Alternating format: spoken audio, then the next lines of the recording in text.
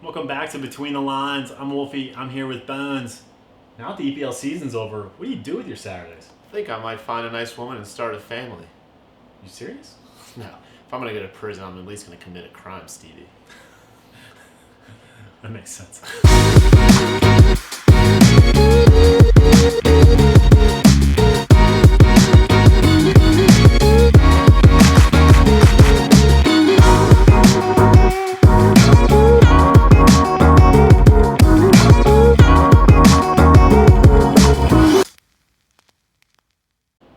All right, Bones. EPL season just wrapped up this past Sunday. An incredible finish. Champions League races decided. Relegation battles decided. Europa League spots still up for grabs. But Bones, let's get right into it with our recap of the EPL season. We'll start with our highlights. Head on over to lowlights. Talk me through it, Stevie. Yeah. Let me hold your hand, little Eddie Howe. There we go. Yeah, and then we'll get towards our general impressions of the season, and then finally, kind of what we're looking forward to for the next season of EPL action. So, Bones, let's get right into it with your highlights from this past season. Ooh, you mean besides becoming an internet sensation? Very good, yeah. Okay, I'd say my main highlight of the season was strangely the restart. We didn't know how it would be without fans. Liverpool having already wrapped up the title, what was there to play for? But it turned out that there was an amazing Champions League race. I didn't notice the fans not being there as much as I thought, and we got some highlights, like that guy Richie calling the linesman a wee dick. Yeah, Stuart Ritchie from Newcastle. Yeah. How'd you give that, you wee dick? That was like 10 minutes in. Yeah, I loved that. Yeah, but I'm with you. Nobody knew what to expect from the restart, right? There was no fans in the stadiums. Everybody was trying to figure out how that was going to go. I will say, a lot better than what everybody thought. I do like the fact that they pumped crowd noise into the stadiums. I think that made it better. But yeah, Bones, I'm with you. The restart went a lot smoother, a lot better than we thought. I think we figured, since the Bundesliga started up first, kind of came back. Bundesliga started with no crowd noise. Right. EPL stepped in, pumped in crowd noise. I think that changed things. Bundesliga started going to that as well. So And also you had games every day, which is not normally the case. I mean, every single day. yeah, so tons of action condensed into a short amount of time. It was good to see. Yeah, so Bones, restart It was for like you. a casserole. A lot of ingredients. You slam it all in. You put some cheese on it, and then you devour it. Yeah. So restart highlight for Bones. For me, Bones, I'm gonna go to Liverpool, and I'm not a Liverpool supporter, but You've never claimed to be. thank you. Yeah, first championship, first title in 30 years for Liverpool. Yeah. So big moment for them. Congratulations to Liverpool. Huge accomplishment. I mean, and did it really convincingly. Finished up 99 points, really dominant performances, and dominated in their matchups with the second place team, Right. Manchester City. And they had the best player in the league, Jordan Henderson. Not even close. But you and I both. I played professional soccer. You played professional basketball. We've been on teams our whole life. Collecting checks. Yeah. We know the pitfalls of fame, groupies, Yeah. all that stuff. Inverted pregnancies, the whole deal. Yeah. But Benz, when you're on a team, like your place on the totem pole, right? Like Jordan Henderson, have you seen the picture of him? He's like posing with the Pro Football Writers Association Player of the Year trophy. I have not, but I'm sure it was awkward. Was Mane lurking in the background? We'll put it up. The whole team was behind him. And he's tried out there posing in front of everyone. He knows that he is nowhere close to the best players. Off the top of my head, Salah, Mane, Firmino, Alexander, Arnold, Robertson. I would take Van Dijk. I would take those six right there off the top of my head. Alisson. Yeah, Alisson, yeah. I don't know if we go Firmino this year, though. That's true. He's still created a lot, but maybe not. But I'd also take Klopp over him. I Yeah. think any Liverpool fan, if you had to lose No. Klopp or him, so he's like ninth at best. Yeah. But you know what he is, though? He's British, and he's white. He is very white. So, there we go. Hey, you know what, though? He's also got the British haircut. That helps him, too. He made it out of Sunderland. He did. Fucking, that's got to count for something. Maybe that's what it's for. It's got to count for something. They're like, he's the only one that's made it out in the last. They don't even have like transit there anymore. It's like Alcatraz. I can tell you what happened. All the writers took one look at Duncan Watmore, and they were like, Jordan Henderson could have been fucking Duncan Watmore. But I thought it was maybe like the Walter Payton Man of the Year thing. No. But it's not. So they just chose. They actually thought he was the best. I mean, they didn't think that, but they actually gave him the award as the best player in British football. I mean, did you see the voting? I mean, there was like Wan-Bissaka was receiving votes. I mean, it's just an absolute fucking joke. Who would you have given it to, Stevie? I'm fine with sticking with somebody from Liverpool. Personally, I think Kevin De Bruyne was the best player in the EPL, registering 20 assists on the year. You know how he makes me feel. My favorite thing he does is when he'll receive a ball and he doesn't even look and he in-swings it. Like Henderson would go 20 yards in the stands if you try to get it to De Bruyne. But if you had to pick a player from Liverpool, the championship team, I say I wouldn't mind either Van Dijk or Sadio Mane. Yeah. Mo Salah, a lot of goals, was in the race for Golden Boot for the year. Certainly better than Henderson. Helps when you don't pass either. It does. I also think that if Sadio Mane had received the Pro Football Writers Player of the Year, like I think Sadio Mane can like just take it that Henderson got it. But if Salah got it after not passing, he would kill him. I think we'd see a murder. Yeah, because I think Mane had like 14 goals, and if like Salah would pass, he would easily have 20. Yeah. Mane does everything for them. I love him. He does a lot. Yeah. So, Jordan Henderson joke, but congratulations, Liverpool. First title in 30 years, much deserved. A really dominating season for Liverpool, and a lot to look forward to. Klopp seems committed. I mean, not a whole lot of holes in the team, so a ton to look forward to for Liverpool. Congratulations. A lot of people can go ahead and die now. Yeah. If you're too old to dig your own grave, I'll help you out. Yeah. Just quit ruining the healthcare. I mean, we don't live there, but here, I mean, old people just refuse to die these days. Good God.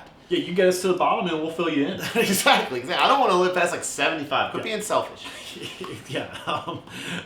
Go ahead now. So Liverpool, congrats. All right, so highlights, even though we ended on death. Highlights. Those are our highlights for the year. Bones, let's get right into our low lights for this EPL season. Yeah, I mean, mine's obvious. VAR. They have to figure something out. It's supposed to be for egregious errors.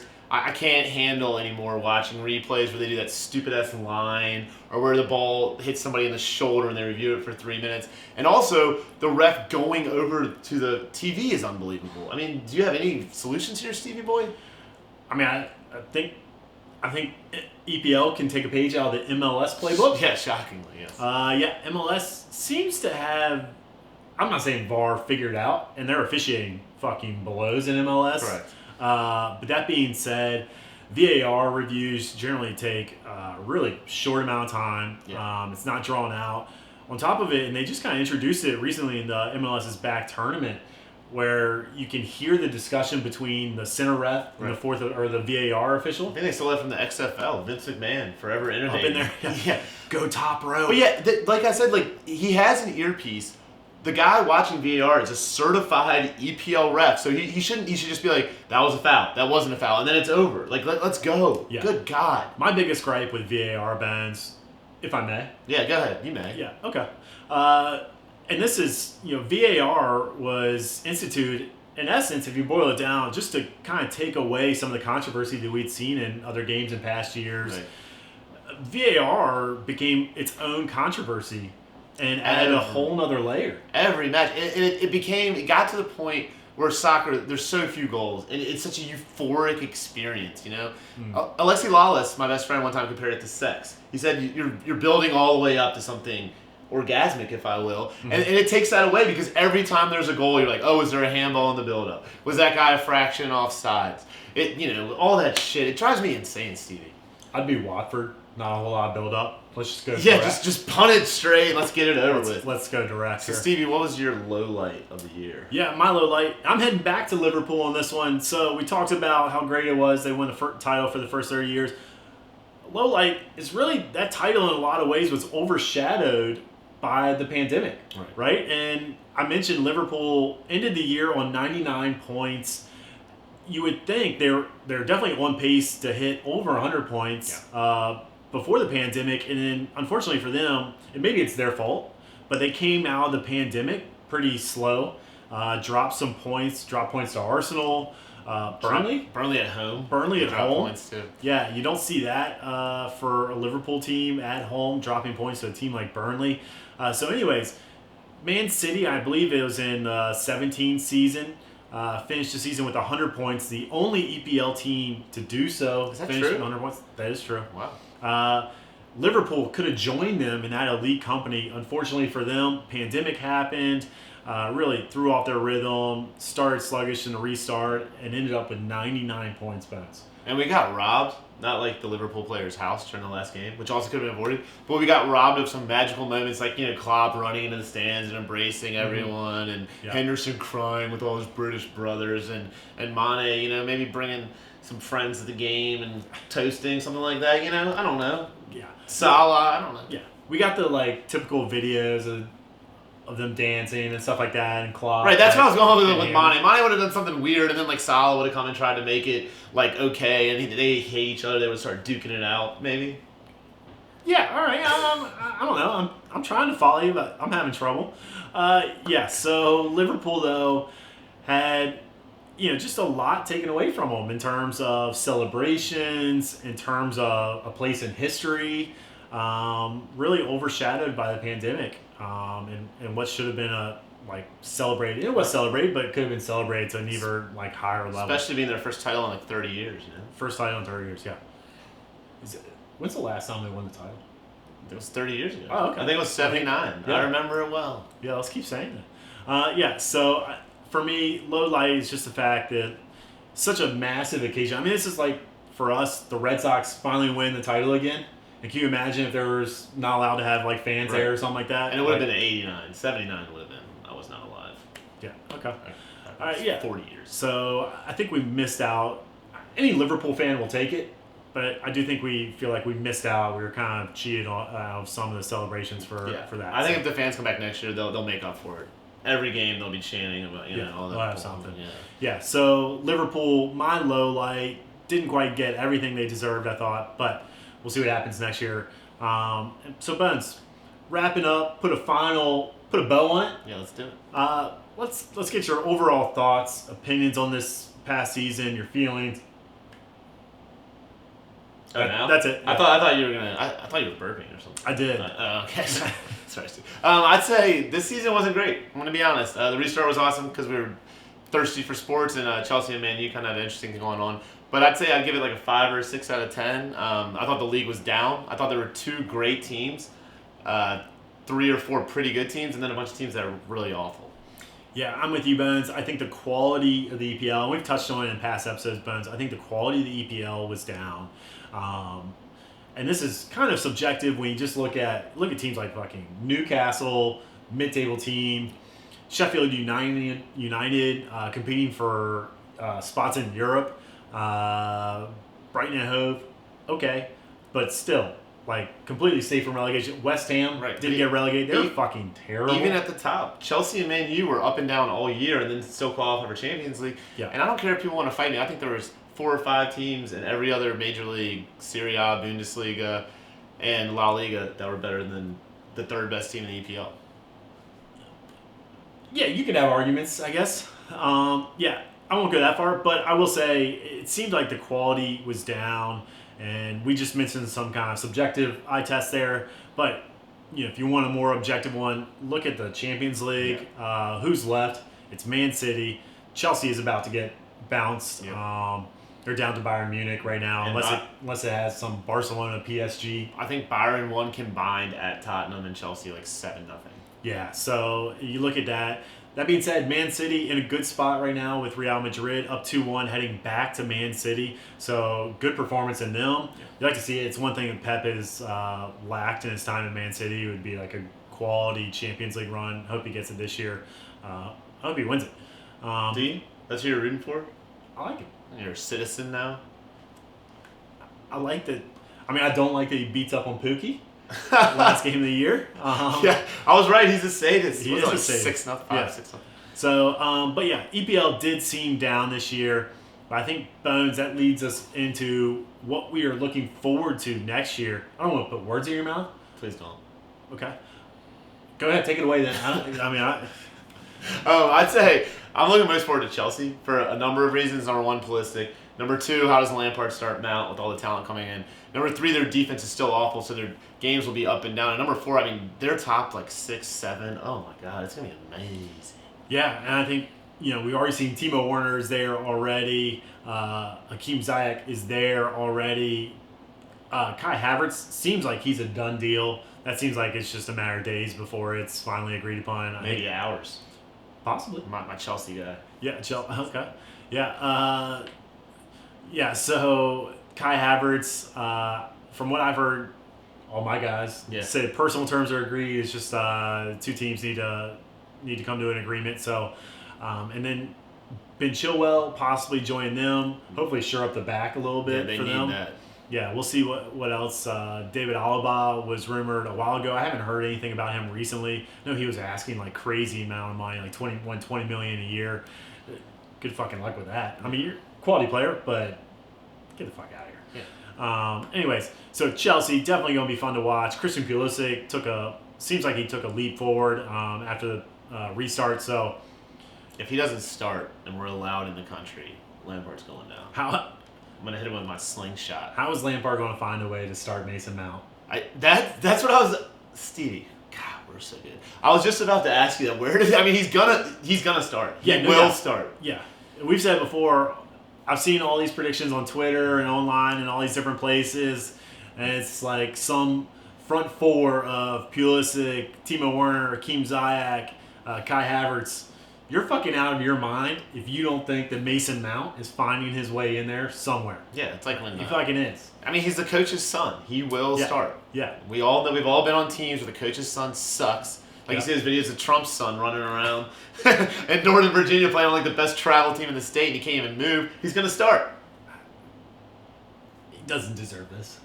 Who? The kid. He's done nothing. The poor kid. Oh. You know he's going to see this. I mean, it's like syndicated program we have here.